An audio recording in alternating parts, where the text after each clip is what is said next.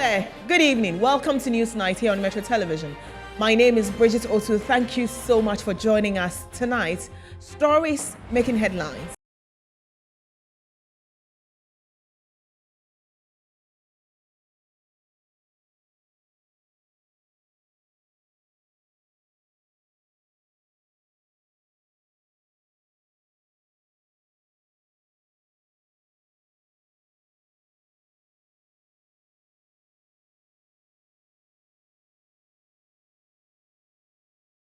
More revelations drop from the Auditor General's 2021 report.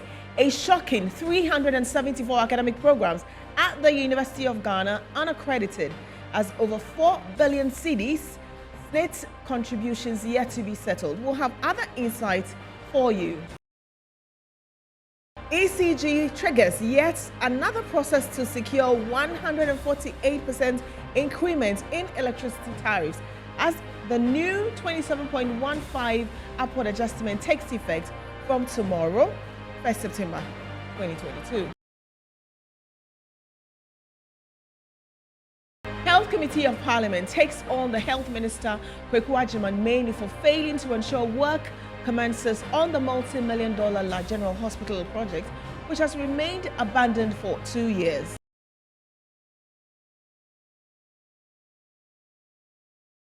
On the international front, one person found dead after a 3-story building under construction in northwestern Nigeria collapsed.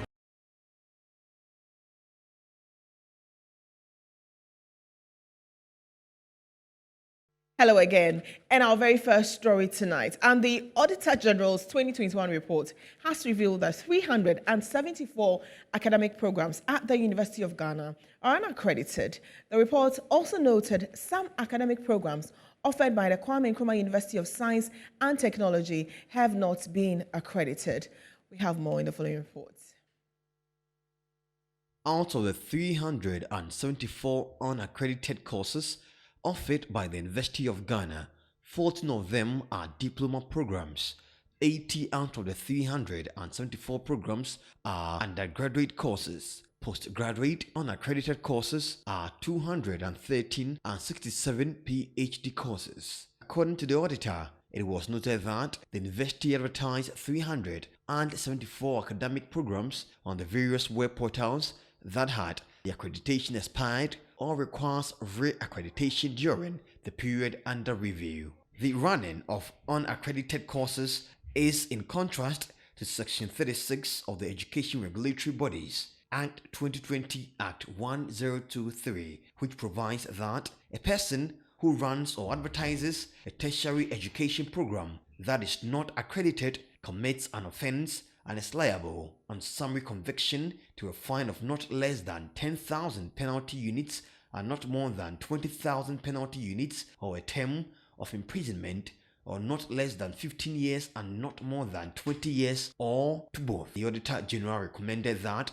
the management of the university should expedite action for accreditation and re-accreditation of all new and expired academic programs respectively. Management was also asked to liaise with Ghana Tertiary Education Commission (GTEC) to take retrospective accreditations to cover all non-accredited certificates issued to students. In a related development, the report also revealed that some academic programs offered by the Kwame Nkrumah University of Science and Technology (NUST) have not been accredited. The report dated June 1, 2022 was addressed to the Speaker of Parliament, Mr. Alban Bagbin. According to details of the report, out of the 360 programs run by the university, only 61 have been accredited, 190 sent to National Accreditation Board (NAB) for accreditation and re-accreditation, with 109 yet to be sent to NAB for accreditation. The Auditor General has therefore recommended to management to cease running programs that are not accredited or having its accredited certificate expired until they are accredited or renewed, to avoid sanctions by the NAB. Right, and we'll try and link up with the spokesperson or the public relations, university relations officers of KNUST and UG. We haven't yet connected with them, but we'll still continue with the Auditor General's report. As and when we have them, we will get to speak to them on, on what this means. So the Auditor General's report, noted that management of the University of Ghana has responded to its recommendation. So we'll look at it on our wall here, and the program that is under review, the recommendation that they have made, and it says we've. For the first one, they said we recommend that management should expedite action in review processes and apply to GTech for accreditation or re-accreditation of all revised programs. And they also recommend for apply to GTech, they recommended that management should do a follow-up on status on all applications to GTech to get re-accreditation to begin or started.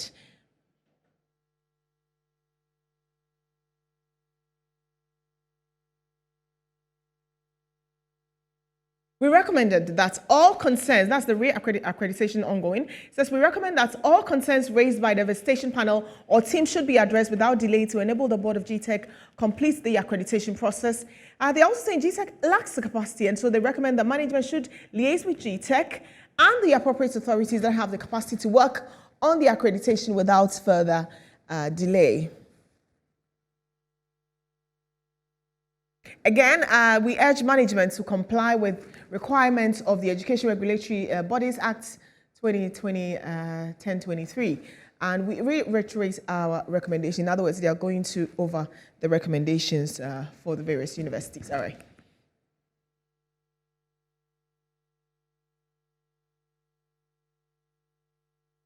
Right, and Dr. Norris Mccoy is the University Relations Officer of the Kwame Nkrumah University of Science and Technology, and he joins us to address some of the concerns raised. A very good evening, and thank you very much for joining us.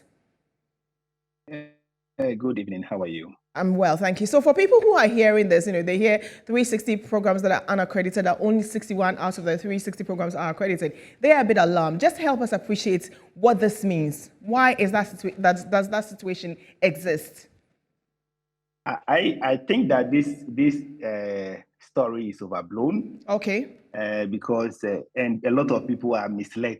Okay. They don't understand how the process. So explain. That's why you have an opportunity. So go ahead, go straight and explain. So you see, in universities, when you're starting a program, a new program, you have to get accreditation certificate before you begin the process. Right.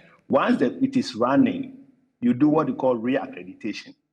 All 95% of these programs that the Auditor General is talking about are re-accreditation. They are programs that we are asking for, seeking re-accreditation for.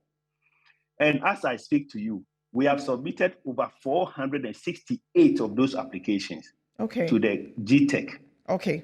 And so once you submit it to GTech, you are done with your work. Okay. It's the GTech that have to work and then make sure that they go through the documentation. If there are some queries that they have to raise, they raise those queries, and then it gets corrected, and then the certificate is issued. Okay. And how long does this take?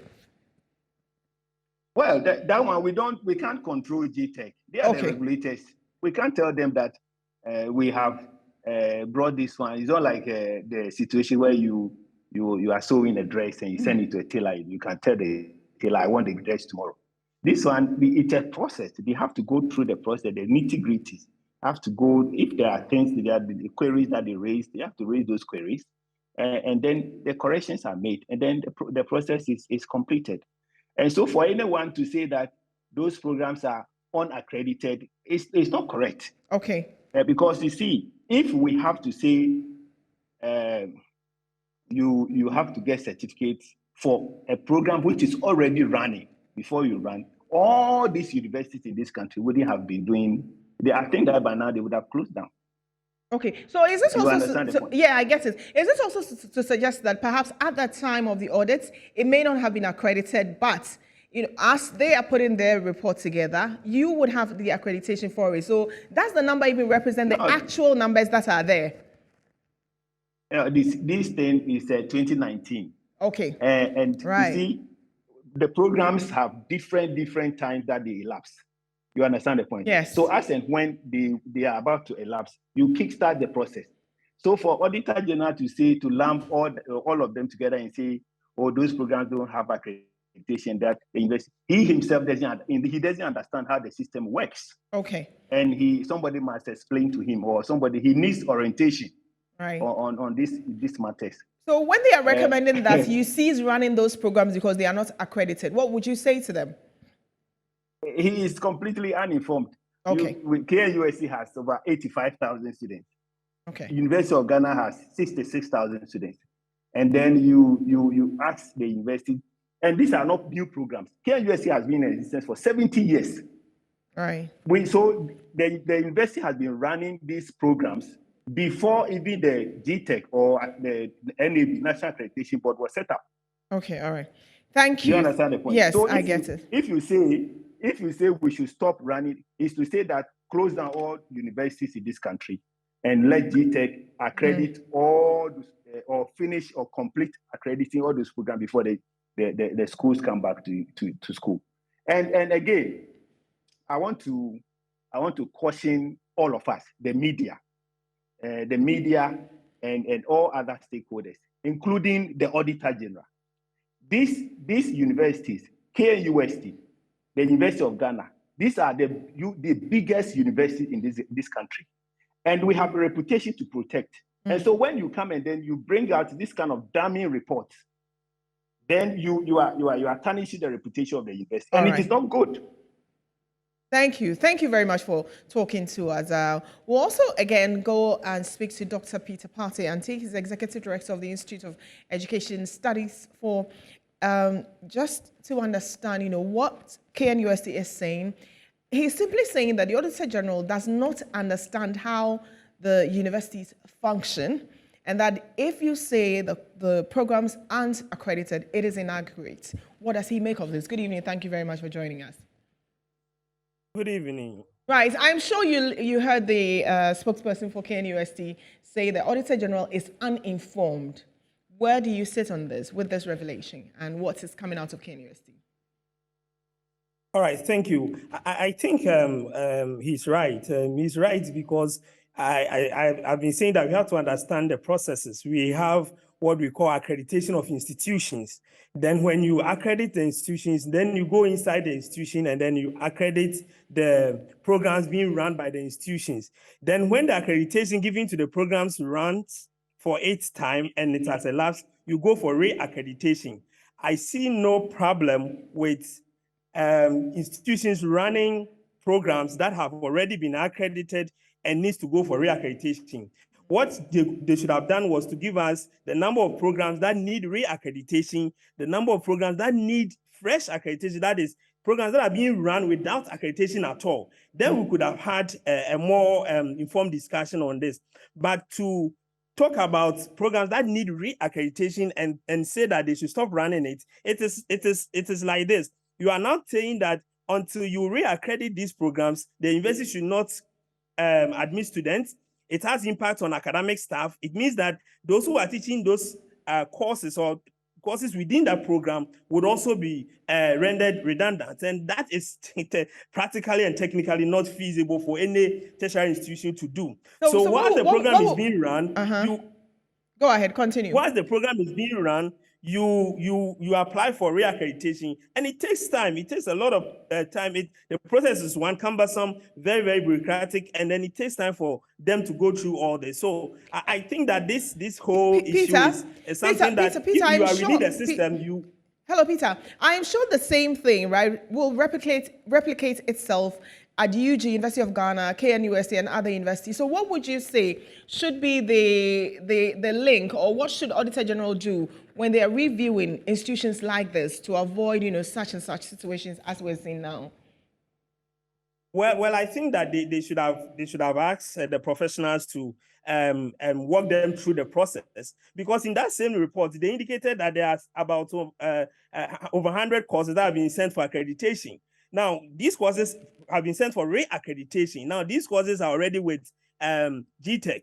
If these courses have not been accredited, are you suggesting that the university should pause, ask the students to go, or not admit students, and then wait till GTEC? That takes a lot of time. Sometimes it takes months to years for them to complete the process because of their staff strength and other things. Okay, all right. You cannot practically do this. So they needed to have contacted people to give them more information about this before they put this out. And as Doc said, this paints a very bad picture for the tertiary institutions. Of course, you are talking of University of Ghana and Kwame Nkrumah University of Science and Technology. And if you are not careful, you throw some panic into those who have already obtained certificates from these universities within this period. All and right. they might think that their certificates are not worthwhile. I want to state that is not the case. It's just misinformation. We need to understand the processes within the academic community. All right, so thank that you. we don't misinform the public. Thank you very much, Peter, for talking to us. And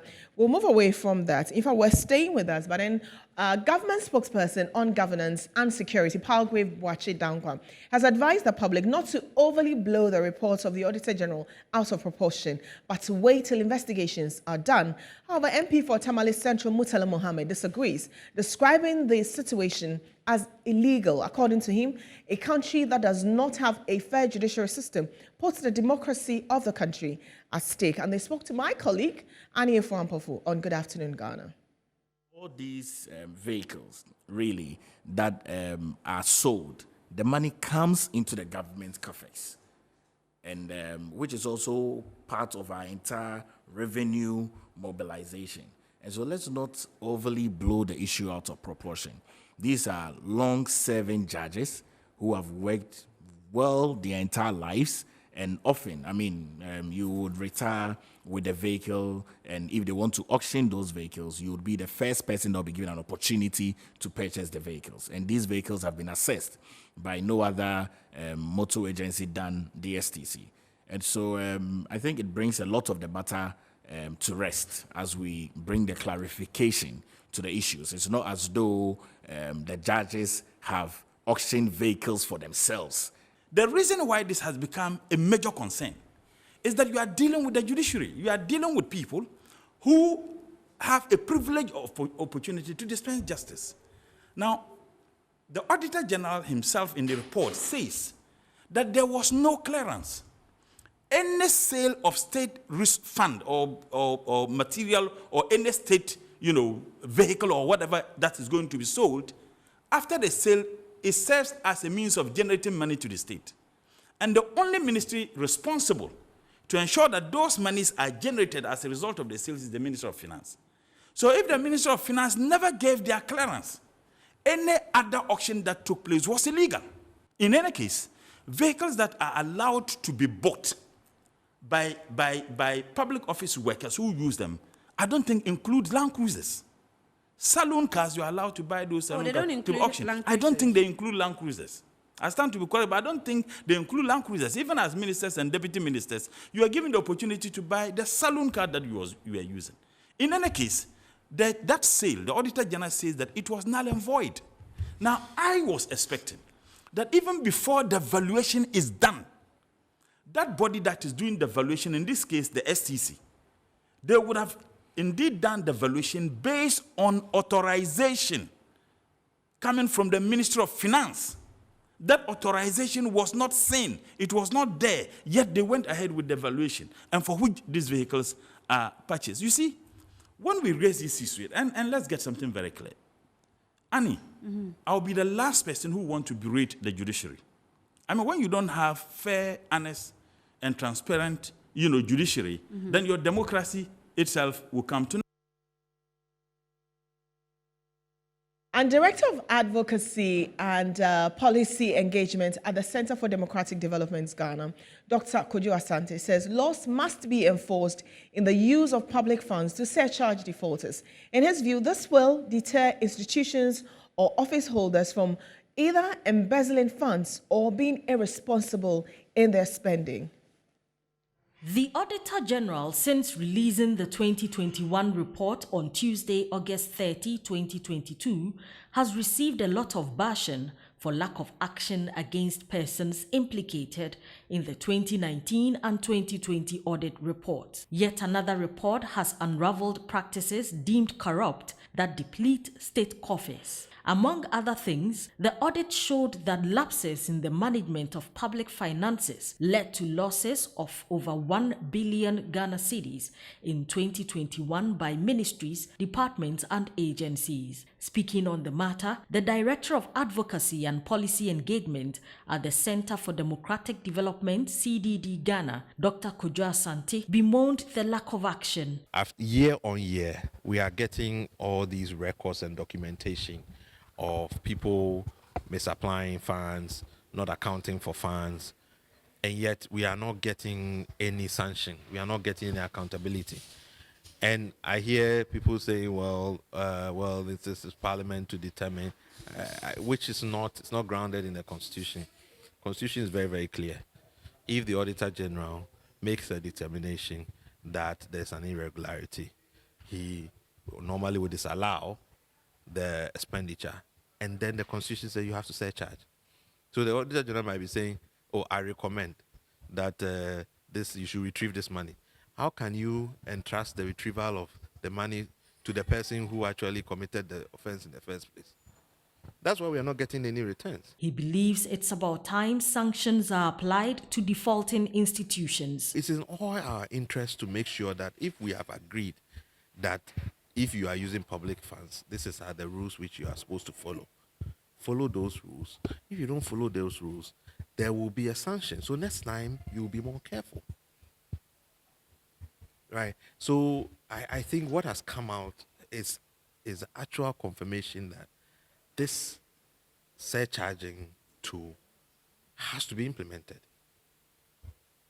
And it would provide a deterrence for people. People will be more careful. The citizens group, Coalition for Democratic Accountability and Inclusive Governance, says it will picket at the Auditor General's office on Monday, September 5, 2022, to demand that the Auditor General exercises his powers to protect the public purse. And civil society organizations have called for urgent reforms in Ghana's local governance structure to be in line with modern democratic and good governance principles. They said with the changing dynamics of governance and the growing demand for improved democracy, local government reforms would help to well position Ghana's electoral system as well as serve the local people better.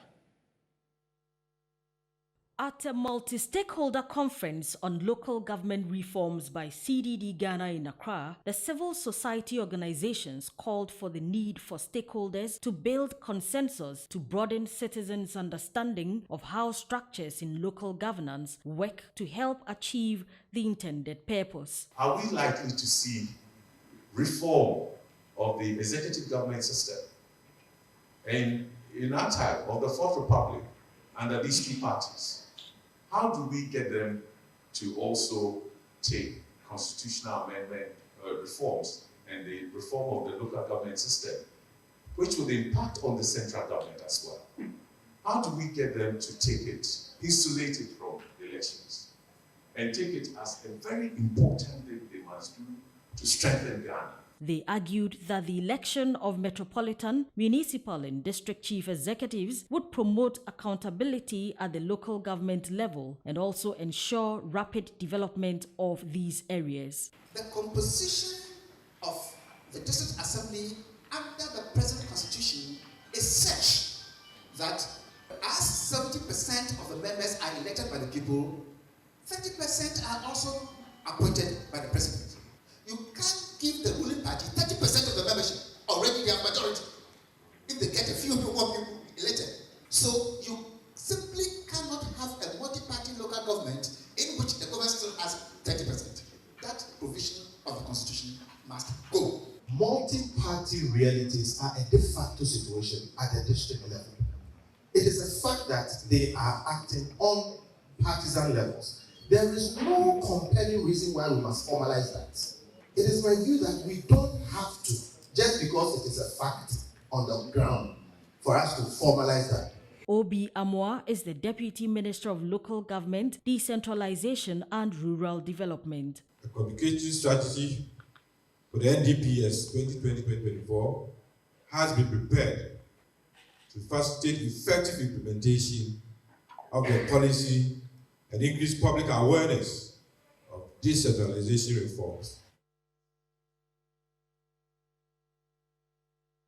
Let's go to the presidency now. And President Akufo-Addo has rebuked critics of the free SHS policy. He says despite the backlash from some powerful forces against the policy, it remains a public good and its benefits are obvious. The president said instead of the downright disapproval, a national dialogue is needed to sharpen the rough edges and generally improve the quality of education in the country.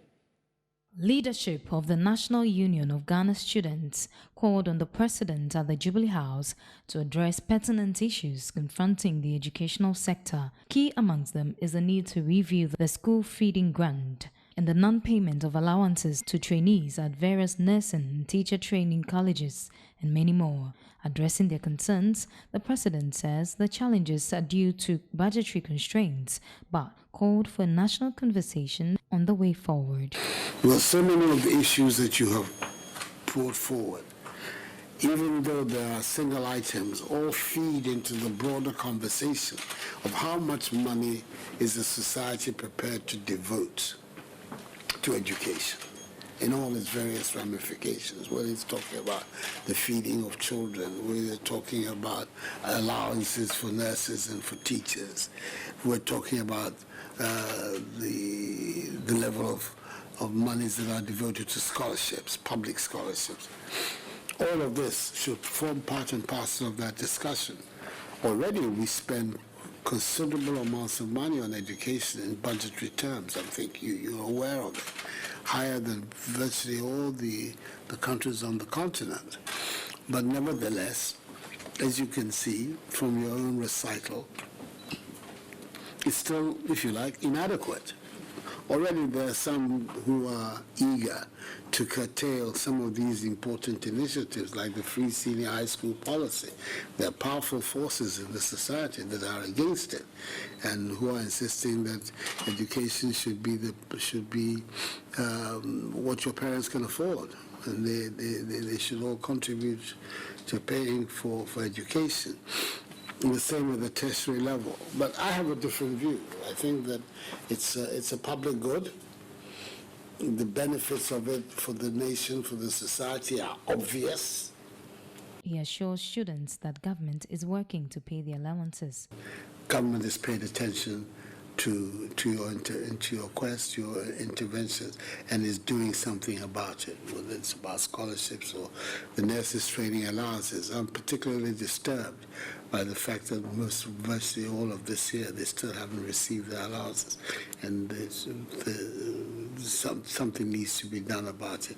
They are not matters that are just on the table being uncatered for, but we will be doing it. The school feeding program, you know, the amounts involved are also considered significant.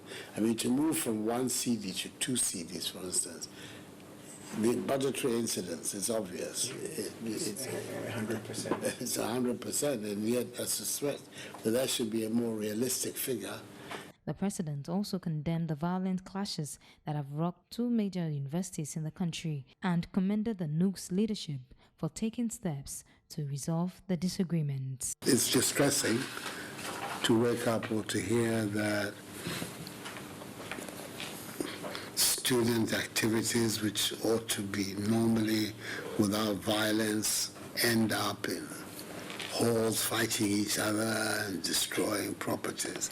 I'm not quite sure who benefits from that. I can't see that anybody benefits from that kind of behavior, and that the leadership of NUGS has made it a point to be able to focus on this and try and find a handle to bringing that type of behavior under control. I think is very... The Electricity Company of Ghana will, effective 1st September 2022, and that's just in a matter of hours, begin the implementation of the new 27.15 tariff increments announced by the Public Utilities and Regulatory Commission, PURC, earlier this month. ECG, through its Director of External Affairs, Charles Ni Ayuku, has revealed that it is still in talks with the PURC and other stakeholders to support the ECG achieve its initial request of 148% tariff increment.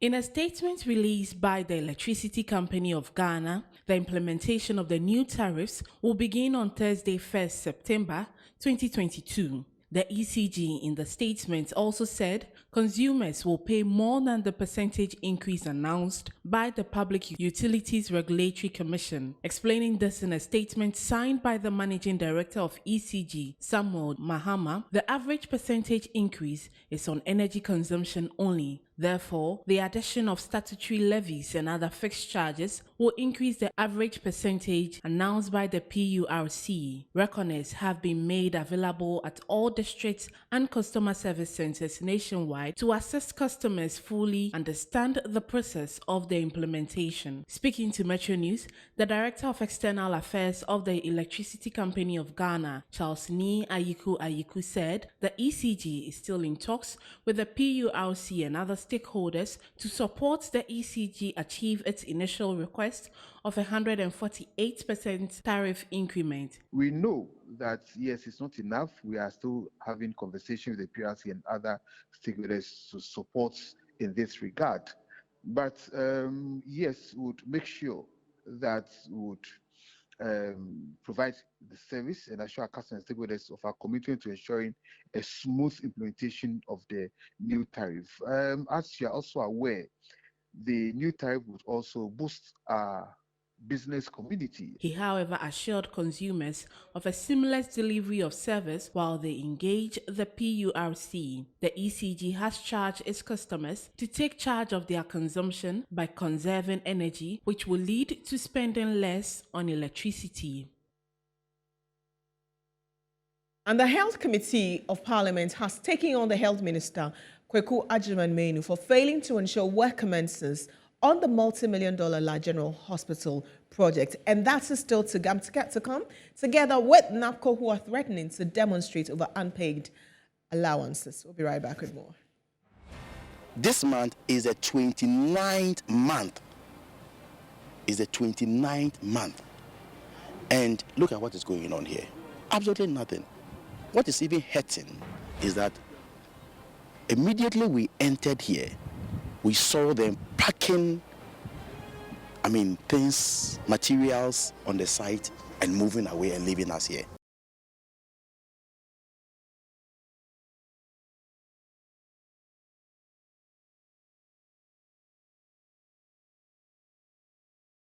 Welcome back to News Night here on Metro Television. We continue with the rest of our stories. And the Health Committee of Parliament has taken on the Health Minister, Kweku Agyeman-Manu, for failing to ensure work commences on the multi-million-dollar La General Hospital project, which has remained abandoned since the President cut short for commencement of the work some 2 years ago. My colleague Abdullah Mohammed was with the Health Committee members and came through with this report. The La General Hospital, until its demolition in 2020, served residents in and around Osu, La, and Teshi. Almost 2 years after President Akufo-Addo cut the sword for its reconstruction, the site now looks completely deserted. The members of the Health Committee of Parliament, who paid the unannounced visit to the site, expressed shock over the neglect of the project, despite assurances by the Health Minister that work had commenced. This month is the 29th month. Is the 29th month. And look at what is going on here. Absolutely nothing. What is even hurting is that immediately we entered here, we saw them packing, things, materials on the site and moving away and leaving us here. So it's about time the president himself and his minister are candid to the people of this area. They are not being treated fairly at all. Where are they assessing healthcare? Where?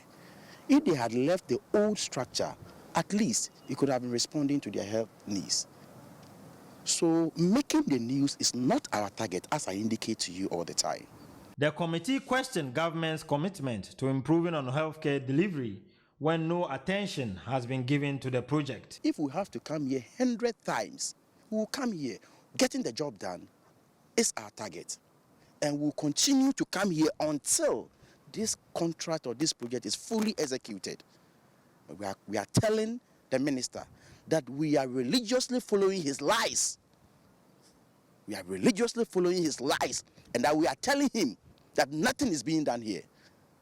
Contrary to the impression he created to the people of this country on the 14th of March 2022. Therefore, they must come back. Some residents in the area also shared their concerns. Those who sells around here, our sisters and those who sells babies items, food and those things, they have all gone. Look at their containers because of the sea erosion, it's rusted.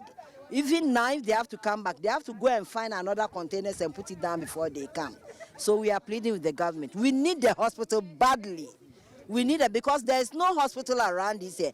Either you go to 37, Ladma or police hospital before you can get somewhere to go.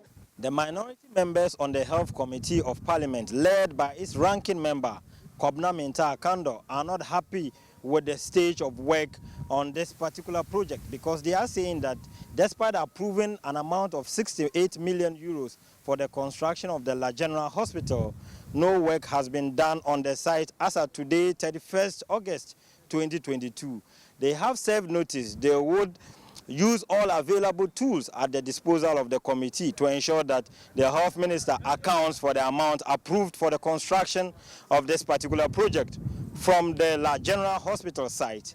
This has been Abdallah Mohammed reporting for Metro. Right, and the Director of Corporate Affairs and Communications at Zoom Lion Ghana Limited, Emma Joapia Sedia, says stringent laws must be adopted to ensure environmental sanity of plastic waste. Now, according to her, it's time Ghanaians learn how to segregate waste domestically to generate money for themselves. Waste management remains a major concern to every government.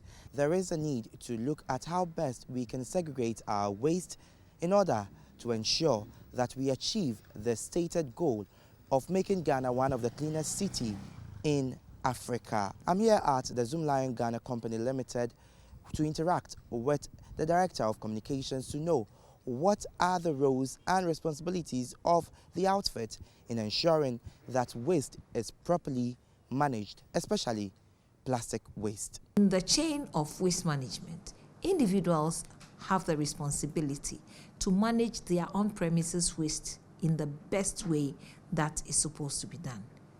We of the Jospon Group have a sister company called the Universal Plastic Product Recycling, and when we do our pellets, we give them to them. They mix them with virgin material and other things and come out with the waste bins that we are using for the project, 1 million bin. She further called for stringent laws to be adopted in order to allow for Ghanaians to be able to learn how to properly segregate their waste. There is the need for us to start taking huge steps towards source separation. At the moment, it has not become a law or a huge demand on us to do. But I think the way the waste generation is going and the characteristics of the kind of waste we generate as a people, it behoves on us to start on our own. In your home, you can get the bigger plastic bag that the water sachet is packed in, if you don't have any container to do that. And on your own, drop the plastic bags in there. When it is full, it has value now. People are walking around buying them. When you go to the dump site where we dump the residue of waste, scavengers are scavenging for plastics. With the stringent measures adopted by the Zoom Lion Ghana Company Limited, they are poised to ensure that Ghana attains its stated objective in making the country the cleanest city in Africa. Reporting for Metro News, Elvis Andor, Accra.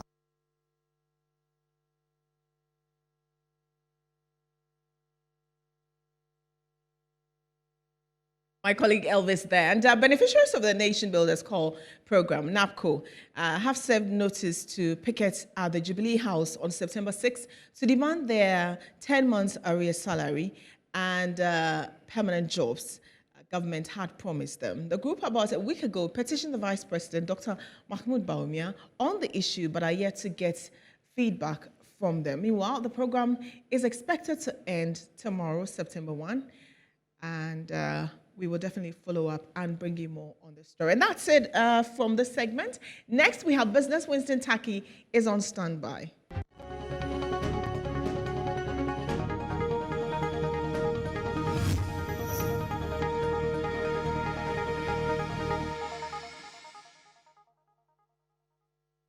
Welcome back to Newsnight Live on Metro TV. My name is Winston Taki, and out of force business story. Beginning September 22nd, fuel prices are set to see a sharp jump between 5% and 10% at the various pumps. According to the Institute for Energy Security, this will add up close to 70 pesos to the current prices being sold on the market. Presently, a liter of petrol is going for about 11 cedis on the average and 13 cedis 70 pesos on the average for diesel. The IES attributes the increase in fuel prices to the sharp depreciation of the Ghana cedi to the US dollar, which it puts it at over 10% during the last 2 weeks. It is therefore advising consumers to plan accordingly to the expected price hikes in the coming days. Whereas the price of petrol has fallen by 5.89% and that of liquefied petroleum gas by 3.28% on the world market, the Institute of Energy Security projects that prices of these products would rise at the pumps. For diesel, the 6.48% increase in price will further increase the rate of price jump in September 2022. Prices went up by 20 pesos on August 16th, 2022. During the last pricing window ending August 31st, 2022, prices of fuel rose marginally. Oil marketing companies monitored within the pricing window by IES added on average 20 pesos on their prices at their pumps. During the period, the international benchmark saw a 1.68% price reduction over the previous pricing window's average price to a current average price of $96.72 per barrel from $98.38 per barrel in the previous pricing window. Presently, the price of Brent crude is hovering around $109 per barrel. Beginning September 2022, fuel prices are set to see a sharp jump between 10 and 15% at the various pumps.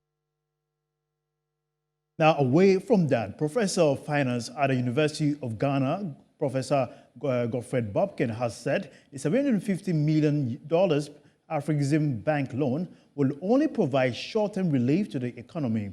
He has called on government to concentrate more on an efficient way of managing the economy rather than over-dependence on these loans. As of Monday, August 29, 2022, the government had received a total amount of $750 million from Afrexim Bank. This is intended to shore up the Bank of Ghana's reserves and also be used for infrastructural projects. Economist Professor Godfred Bobkin said government requires fiscal discipline since this loan will bring short-term relief to the economy. The reality is that this is an economy worth more than $50 billion. What is $750 million in that economy? Okay, so but that tells you how desperate we are. We are celebrating the arrival of $750 million as though it provides a more sustainable solution to the problem. That is how desperate the country is. But the reality is that whatever stability that will come from the 700 is going to be very, very short term. Because if you look at the external debt servicing obligation of the government by the end of this year, it's more than $2.7 billion. And that is why anytime dollars come, you will find that there are competing interests. And you have to satisfy where the pressure is high and all of that. So this is not enough. In fact, if you add that to the syndicated cocoa loan and the rest of them, it does not close the dollar deficits. However, in August 29 Facebook post by the Deputy Finance Minister John Kuma, 37 million of the amount has been set aside for debt servicing obligations. Professor Bobkin has been speaking on this. I think that to say it's in the right direction, right now we are in a fix. Is that okay?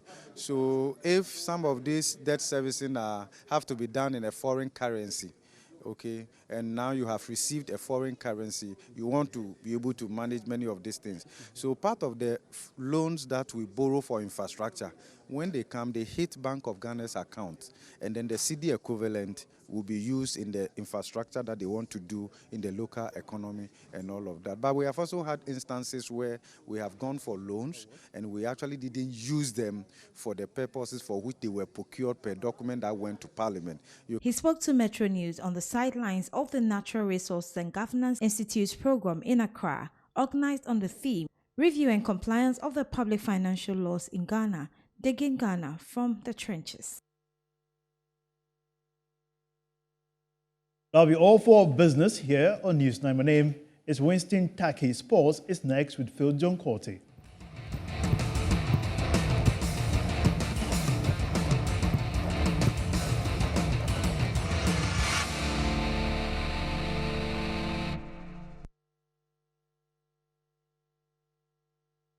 It's time for sports. My name is Phil John Corte. The management of the National Health Insurance Scheme at a simple ceremony here in Accra signed a partnership deal with 4 newly promoted teams of the Ghana Premier League here in Accra. Dr. Koboy is the CEO of the scheme. What is unique about this partnership is that it's not those partnerships where a check is signed, 1 million Ghana cedis, go and use it for football. What we are doing is to allocate funds to register every footballer that is part of these teams on the health insurance, all their family members on the health insurance, all the technical team on the health insurance, 5,000 minimum of their supporters on the health insurance. And guess what? With 200,000 Ghana cedis, we can register over 20,000 people who are connected to each of these teams. So if we spend a maximum of 1 million cedis in the next 12 months through this partnership, we are going to have at least 80,000 people covered, connected to these teams. For each of the 80,000, you can multiply by $2. You're talking about $160,000 plus. Whatever we invest to drive up the numbers, we are going to get the investment back at National Health Insurance Scheme. This is one of those partnerships that will support teams to have almost all their people covered. We hear of team members driving to another place to go and play soccer. We are praying it never happens. There is a road traffic accident, and their managers and presidents pay from their pocket for each person that have to go to the hospital. This time, they can go to sleep on all these matters. And in addition, an extra package we are giving them. We have liaised with consultants at Kolebu. If any of their players, health insurance covers fractures, which is breaking your bone. But if there is any condition which is beyond the teams, we are willing to bring to their aid consultants at the Kolebu Teaching Hospital and other hospitals, including St. Joseph's Hospital in Kufuria. Health insurance will support them to have access to consultants so that we don't have to fly players out anytime they have issues. We are going to have our stands in registering them anytime they have, especially home matches. Our district offices at, let's say, Kotoku, Akimoda, will have a stand outside the stadium. The supporters, with their permission, they will tell us who should be covered. We are targeting registering all of them on health insurance. This can even serve as an incentive for people to come and watch their. Just before we go away, let me bring you some updates about the EPL, because Newcastle, all the way from St. James Park, are they leading Liverpool by 1-0 at the Etihad. City are also pouncing and walloping Nottingham Forest. They are leading by 4-0. That's your sports. My name is Phil John Corte. Up next, Showbiz.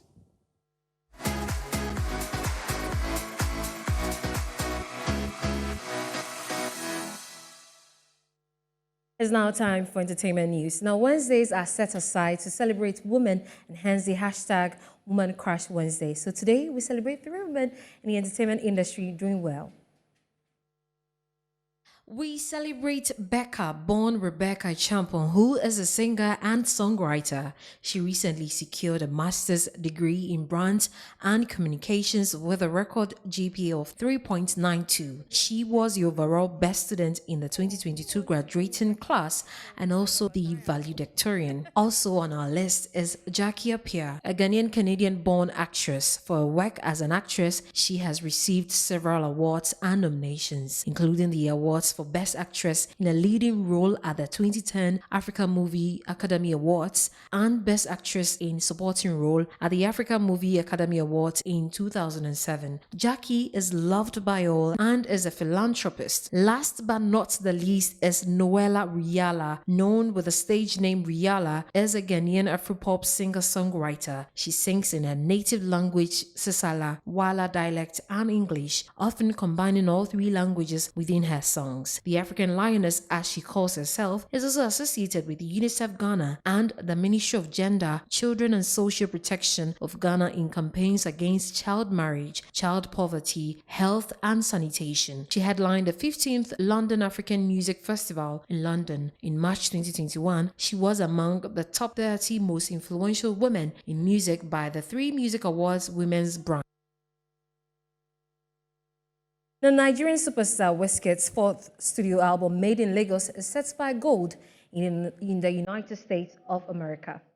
The Recording Industry Association of America, that is the RIAA, announced the certification on Monday, August 29, after over 500,000 copies of the album were sold in the United States. Wizkid, born Ayodeji Ibrahim Balogun, is the first African artist to have an album certified RIAA Gold. Made in Lagos was released on October 2020 and has since gone on to receive many international nominations and recognition. The album landed on the Billboard World Albums chart and stayed at number 1 for 7 weeks. Made in Lagos spent 94 weeks on the chart. The album was nominated for a Grammy in 2021. Essence, featuring Nigerian singer-songwriter Tems of the album, became an international success and later got a remix which featured pop star Justin Bieber. The remix landed on the Billboard Hot 100, spent 35 weeks on the chart and peaked at number 9. The song is at number 3 on the Billboard Afrobeats chart. The song also went 2-time platinum in the USA.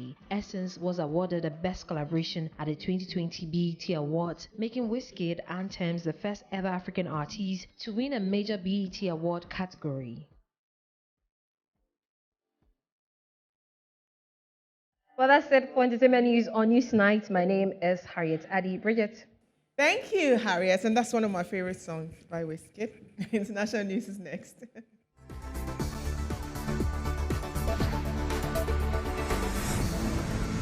Person has died after a 3-story building under construction in northwestern Nigeria collapsed. The victim died at the hospital where 6 others pulled from the rubble were treated and released. The building crumbled in Kano, northern Nigeria's commercial hub, and rescue operations have ended. Malaysia celebrates its 65th Independence Day today in the capital of Kuala Lumpur, with over 20,000 people taking part in parades that involved flag-waving uniformed personnel and military vehicles. The Southeastern Asian nation, known then as Malaya, was freed from British colonial rule in 1957 before taking on the name Malaysia in 1963 when the country's peninsula joined with Singapore along with its Sabah and Sarawak states on Bono Island. A German family and their South African pilot died Tuesday when their plane crashed on takeoff on the river island of Impalila in northeast Namibia. The 4 tourists were traveling in a Cessna 210, which crashed on one of the banks of the Zambezi River. Right, so that's it for Newsnight. My producer, director Solomon, floor manager Jennifer, we say thank you very much for joining us. My name is Breeze.